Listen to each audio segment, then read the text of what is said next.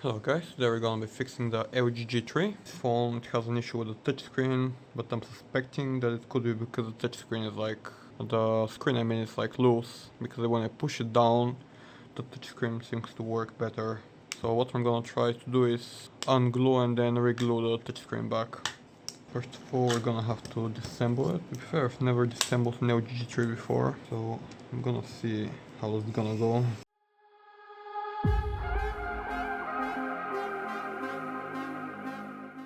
Alright, so remove the screw. So now we should be able to pry out the frame, I suppose from here. Yeah, it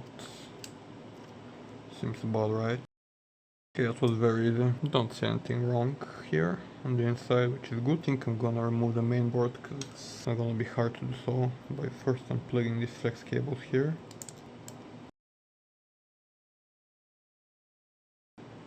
Front camera is slightly stuck in place, so I'm gonna unplug it as well. And so is the main camera.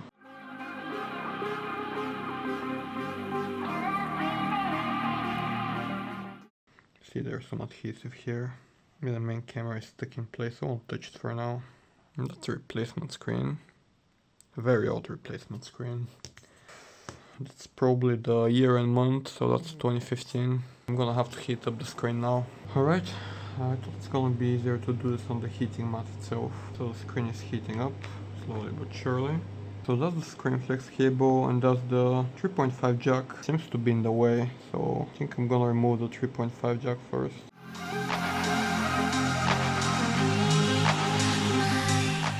It was easy. Let's just get the screen off. So since we heated it up so much, it shouldn't be particularly hard to remove the screen. Yeah, just like that, it's coming off.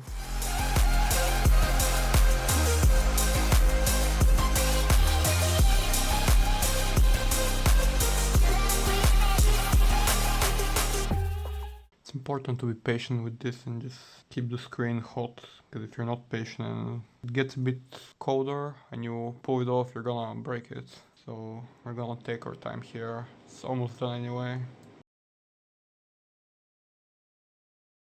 Maybe here on the top I can put like a drop of isopropyl alcohol. Because the bezel is thicker here, it's gonna be fine to do so. Just to make our job a bit easier. Generally, I prefer to avoid using isopropyl alcohol when I'm removing screens like this, because it's gonna get in the backlight. But I think it's fine in this case if I put it on the top, because the bezel is so thick on the screen. Okay, we're almost removed it. Again, we're gonna be patient and wait a couple more seconds for it to heat up. It's basically coming off, and that's our screen. I think this screen in particular must have been with the frame, because it's glued with some sort of like adhesive. Oh, flex cable doesn't look the best. This looks kind of bad.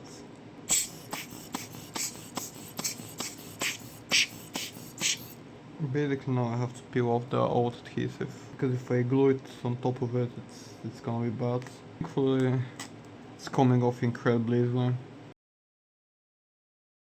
This just shows how bad was this adhesive that they used on this screen. It's an aftermarket screen, so I'm not exactly surprised. At least they used adhesive and didn't just like put droplets of B7000 holes in place or something. I've seen that on AliExpress screens.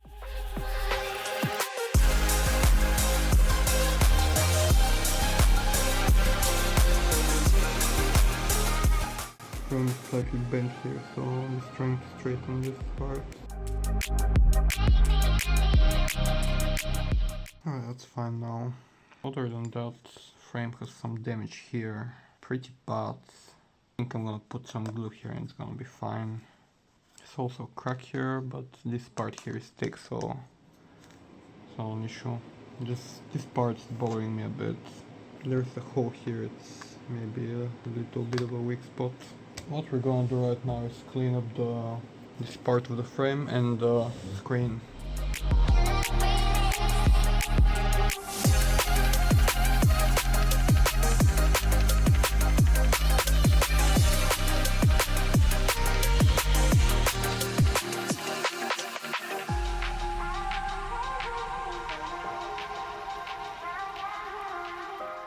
Okay, Okay, the frame is cleaned. We're gonna clean the rest of the screen. It's really scratched up here. I don't think that's cleanable, not always at least.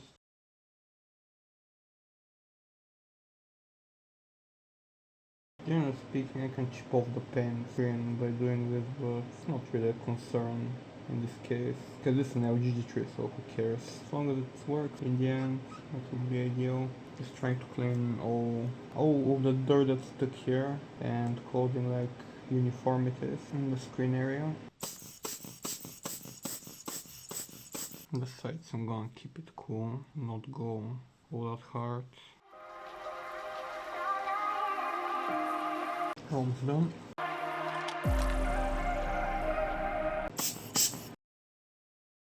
Alright, this seems good. Time to apply the glue.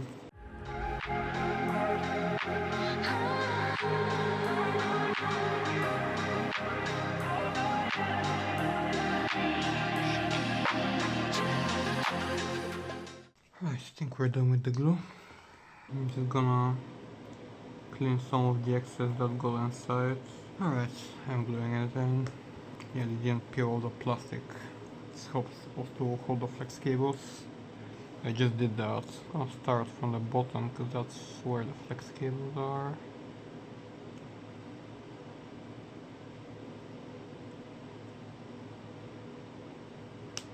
Alright. Maybe I'm gonna assemble it first and then put the things that are holding the screen. Because this one is so fast to assemble, like literally just put the main board in the shootings and it's like done.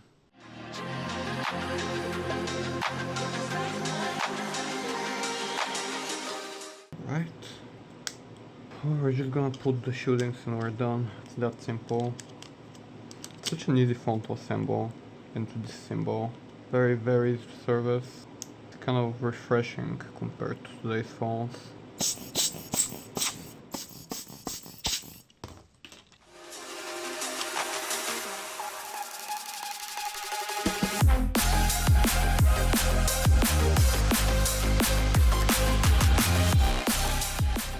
Right, I think this one is actually missing screws. Not exactly surprising considering it has been previously repaired. I'm gonna check if these screws are gonna fit. I'm gonna try with this one first. Yeah, it fits.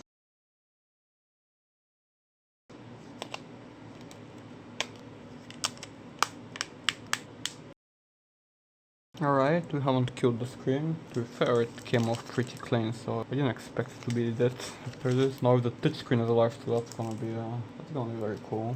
Alright, the backlight looks fine.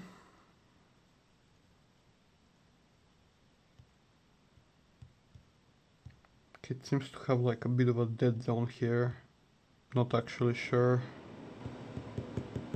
Yeah, here on the up key, it's not catching. I think these are a bit too tightened. I'm gonna loosen them a bit. Oh yeah, they're definitely too tightened. Kinda have to be though, or it's just not working properly. Good old rubber bands are gonna do the job better here. It's very hard because the font's shape is like so unusual, you know, in today's standards. That's a good thing about rubber bands, they fit so well. There are no clamps, but it will do the job for this old man. Rubber bands are generally pretty good. I use them all the time before I got these. The clamps are also pretty nice. Just they're not good for this phone in particular because of the shape.